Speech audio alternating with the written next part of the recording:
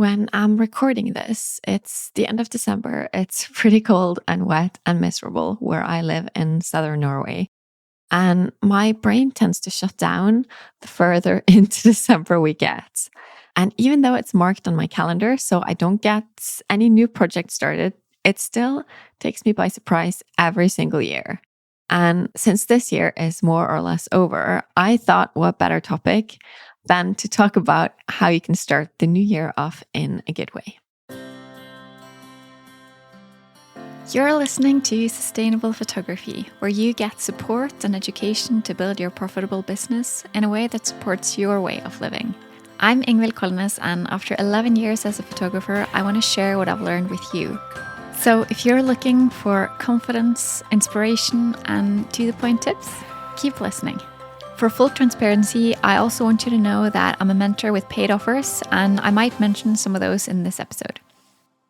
For most of us, this time of year means less light, lower temperatures, and fewer assignments. And most self-employed photographers are used to having seasons with a lot of work and seasons with hardly any. I sometimes get asked what to do to get a steady stream of work all year round. And I think it's important first to mention that you can still be successful even if you don't have the same amount of shoots every single month. I've actually been one of the ones who enjoy doing a lot of work and a lot of sessions in summer and then spending the low season preparing for the next season. I talk with so many photographers who never have the time to learn new things, to update their prices, website, or anything else. And the low season is the perfect time for all this. Some people are really good at doing regular maintenance throughout the year. Others, I think maybe most, are not, which means that now is the perfect time to check your goals and plans for the year that's coming. And when you're planning out your year, be sure that you think about what you want to happen this year. Because if you don't, then you might just float along and not really feel like you're getting to where you want to be. You can go check out episode 55 if you want more content about planning your year. But what I will say is that you should write down your goals and what you want to achieve. So you end up with a rough plan, nothing detailed, just an outline of what you want to do and in which month you want to do it in. Get a real overview of all your bookings and everything that you've got planned so far. That way, you'll know what you have time for. This is also the perfect time to review your prices. And I want you to factor in inflation, which is record high in most countries. And remember that you get better every single year. Every time you do an assignment, you probably get better. And you might also have more inquiries now than you did a year from now. The more sought after you are, the more you can afford to raise your prices, because there's no point in getting tons of inquiries that you don't have time for. And while you're at it, why not update your website and contracts and your booking process in general? You've most likely taken lots and lots of photos this year that you're really proud of. And if they reflect what you want to keep doing next year, make sure that they're on your website. And if you've been in some tricky situations this year, you want to make sure that that's now accounted for in your contract. Ideally, this is part of your process, that after every single session, you make sure that you update your contract with whatever it is you've learned. But if that's not part of your process, then now's the time. I bet there's lots of things you want to learn and things you want to get better at. So why not sign up to learn something new that you need in your business? Also, create a marketing plan. Even though this might be a quiet time in your business, you should try to stay visible so that you get booked when the time is right. As a wedding photographer, I've been used to having January and February being booking months, where most of my assignments get booked. That hasn't really been the case during the pandemic, so I'm curious to see how things develop going forward. I think that a lot of people still get engaged over the holidays, and I think that many who have already started wedding planning realize that they suddenly don't have much time left when the calendar shows the year that they're getting married in. So I think that we can still expect a lot to happen in January and February. So be ready for it. Because when you know when to expect a lot of inquiries, you can and you should prepare for it.